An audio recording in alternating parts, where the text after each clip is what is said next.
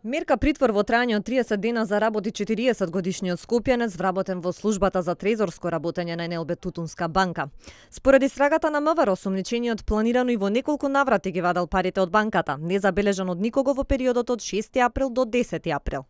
Првиот износ го зател од пратка на износ од 1 милион швајцарски франци, вториот износ го зател искористувајќи погодна прилика, при што незабележан од никого во неколку наврати украл 375.000 евра во кеш од трезор, а потоа и 300.000 швајцарски франци кои му биле доверени согласно работните задолженија во банката.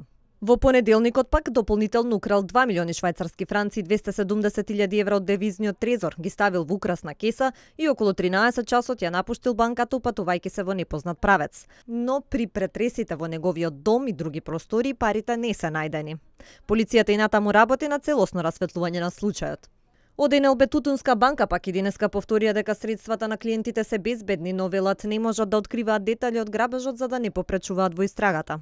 Нашите клиенти не треба да се грижат ни за своите средства, нити за функционирањето на банката, нити за доброто оперативно работење на банката.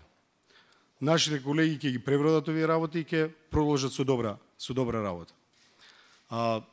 Како и секоја институција, така ние ги имаме преземено сите активности за осигурување на секојдневното работење на банката. Така да уште еднаш ве уверувам дека ќе нема никакви последици на банката, ниту пак во работењето со клиентите. Од банката ги демантираат и шпекулациите кои кружат дека групацијата НЛБ планира да се повлече од Македонија.